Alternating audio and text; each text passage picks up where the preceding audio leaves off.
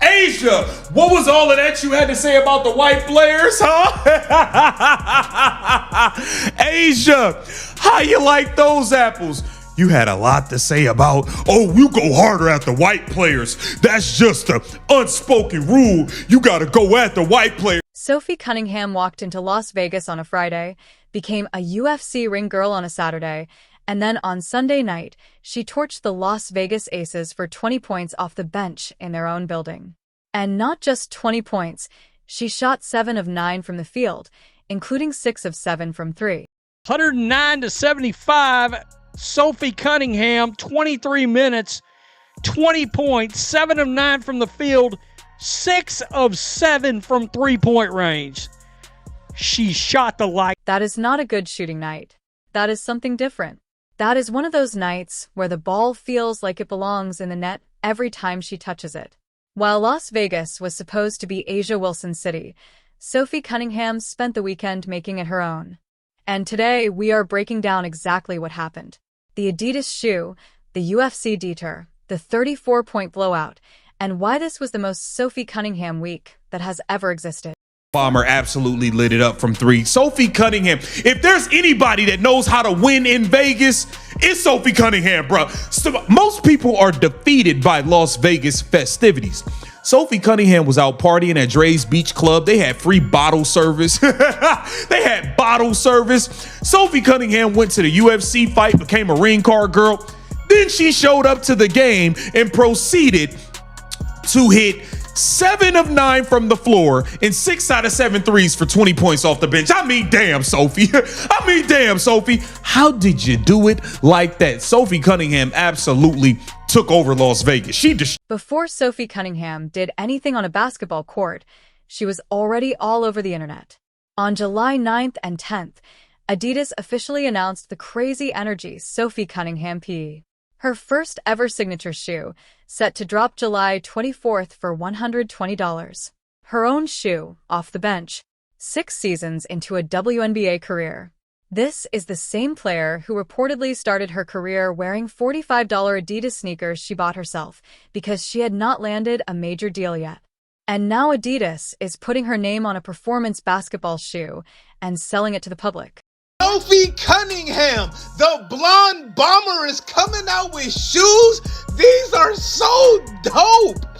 These are her PE colorways coming out with Adidas. Oh my God, Sophie Cunningham, man, just keeps getting better and better by the day, man. I hope these are for men as well, man, because I would like to cop these, man. These are hella. The reaction online was immediate. Some fans celebrated it as overdue recognition for one of the most entertaining players in the league. Others, specifically on the side of the internet that lives for A'ja Wilson, had a harder time accepting it. Because A'ja Wilson has a Nike signature shoe, the A1, a 6-year Nike extension that ESPN reported is one of the richest shoe deals for a women's basketball player ever. Wilson has 3 WNBA MVs. She is the measuring stick for this league. And now Sophie Cunningham, the bench player with the pointing celebration and the chaotic energy and the 7 million Twitter impressions per week, has her own shoe too. You could feel people on both sides of the internet doing the math on that. You hire Sophie Cunningham as a ring card girl? Why did I do it? When did you hire her? About 8 minutes before she did it. I love Sophie Cunningham. We've created a relationship, and she was here tonight. And when she walked in, she goes, "Oh, I want to walk around that." I said, "Then you're going to walk around it." Yeah. Then came Saturday night, UFC 329 Las Vegas. And Sophie Cunningham somehow ended up in the octagon carrying a round card as a ring girl. Not planned, not rehearsed. Dana White told reporters afterward that he decided to have her do it about 8 minutes before she did it. 8 minutes. 1 minute she was somewhere backstage, the next she was out there in front of a sold-out UFC crowd barefoot. She kicked her shoes off at ringside, walking the octagon like she had been doing it her whole life. The crowd loved it. The internet went sideways. Social media was flooded with clips before the round was even over.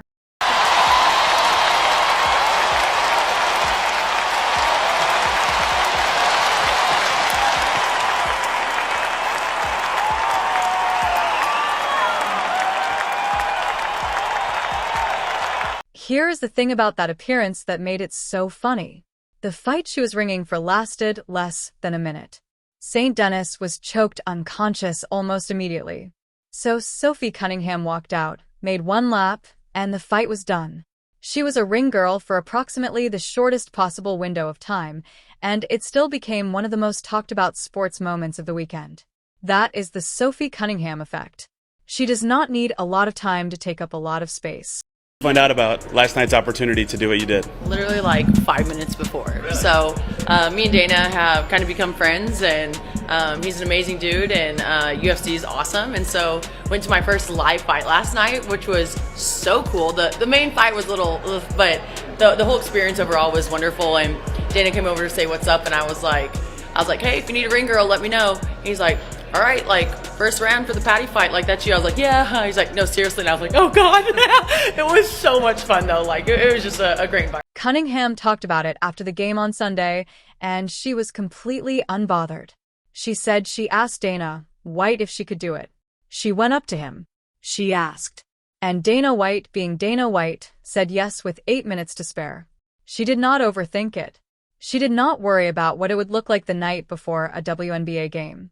She just did it.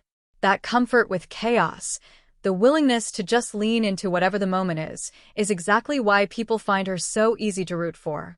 She is not performing as a brand. She is just herself, loudly, at all times. Meanwhile, let's be clear about what the Aces thought they had heading into Sunday. They had home court. They had A'ja Wilson, their 3-time MVP, on her home floor in her city. And they were playing against a fever team coming off a road trip, with their bench players spending the previous night at the UFC. From Vegas's perspective, this was a winnable game. The optics alone seemed to favor the Aces. Turns out, the optics lied.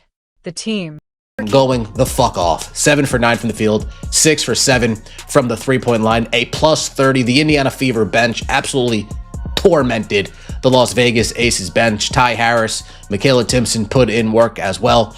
Take a look at some of these highlights. You got Caitlin Clark. Boom. Utilizing the step back. Give me that. Put a brakes on. Step back. Splash right on Chelsea. The Fever came out and put up 31 points in the first quarter alone. They were aggressive. They were sharp. And Sophie Cunningham off the bench did exactly what she has been doing all season. She came in and she shot the ball. She finished 7 of 9 from the field and 6 of 7 from 3. 6 made 3s out of 7 attempts. On a night when she had been at a UFC event less than 24 hours before tip-dash off. Aaliyah Boston posted 19 points and 11 rebounds. The whole lineup performed, but Sophie Cunningham's line, 20 points, 7 of 9 shooting, 6 of 7 from 3, in 23 minutes off the bench, was the one that people kept talking about after the final buzzer. Partly because of the context, partly because of the shooting percentages, and partly because she had just been a UFC ring girl 24 hours earlier, and apparently that did not affect her shot at all. On the Offensively, the job was done on A'ja Wilson. Yeah, A'ja had 20 and 12. She shot 9 of 23. The girl shot 23% from the floor. And you know why A'ja Wilson didn't play so good? She only shot 2 free throws. I told y'all, when A'ja Wilson is used to shooting 13 free throws a game, when you don't give her a bunch of free throws, it don't look that great. It don't look that great. She used to shooting all these damn free throws. She shot 2 free throws today. That's why she looked like that. Anytime the refs don't bail her out and give her a million free throws, she looks like we are ordinary people. She looked like ordinary people. On the other side of the court, A'ja Wilson finished with 20 points and 12 rebounds. On paper, that looks like a solid game. But dig into the box score, and it tells a different story. Wilson shot 9 of 23 from the field. That is 39%. For context, Wilson's season shooting percentage is significantly higher than that. She also only got to the free throw line twice. The Aces supporting cast did not do enough to compensate. Chelsea Gray added 15 points, but that was not going to close a 34-point gap. So you had Wilson putting up what looks like a decent stat line, but shooting under 40%, barely touching the free throw line, and ending the night 34 points short of her team's total. And across the court, the player who spent Saturday night walking around a UFC octagon barefoot shot 6 of 7 from 3. That contrast did not go unnoticed. Sophie Cunningham doing Sophie Cunningham things. She is on a heater. The most efficient, consistent three-point shooter in the game right now. I know she's not leading the league in three-point percentage or anything like that, but coming off the bench, Sophie Cunningham has to be the best three-point shooter in the league when it comes to coming off the bench. And over the last month, she has been incredibly consistent. You know what I mean? Sophie Cunningham has been incredibly consistent for the Indiana Fever. Boom to Ty Harris. Ty Harris looking around, surveying. Gives it to AB. Look at that. AB realizes Sophie Cunningham. A'ja Wilson sags off on her. Bree Turner sags off on her. Easy money for Sophie Cunningham. Splat. The internet reacted the way the internet always does when the story writes itself. People started posting that Sophie Cunningham had the week that A'ja Wilson's entire 2026 has been trying to build. She dropped a shoe. She became a UFC ring girl. She torched Vegas. All in 4 days. One of the most shared posts came from a sports account on X that said Cunningham has the aura that A'ja Wilson lacks. That post spread fast.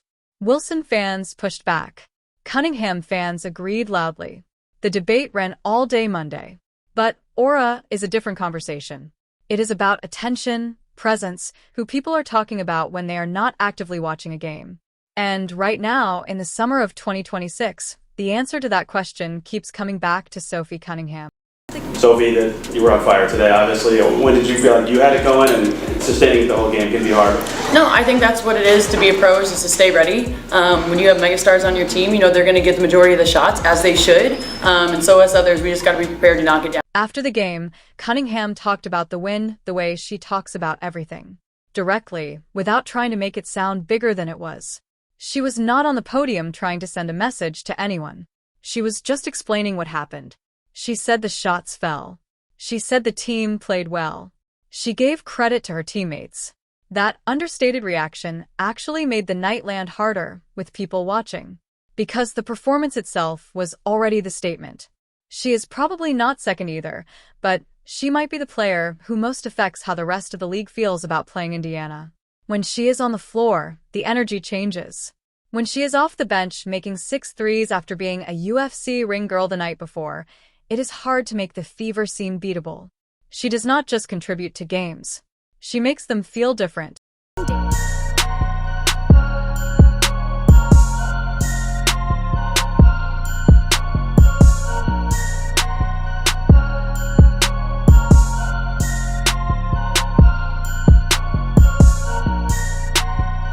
And then Dana White showed up at the Fever's next home game to support her. The UFC president, one of the most recognizable figures in American sports, came out to watch Indiana Fever basketball because Sophie Cunningham had done her one-lap ring girl cameo at his event. That happened. White sitting courtside at a WNBA game because a bench player charmed him at UFC 329 with 8 minutes of preparation. A'ja Wilson's Nike deal is worth more money. Her shoe launched months earlier and at a higher profile. But on the weekend of July 11th through 13th, 2026, the shoe people were talking about was the Adidas Crazy Energy P dropping July 24th. Because the person attached to it had just spent a weekend being everywhere at once and then backing it up on the court where it counts. I'm going to keep it real.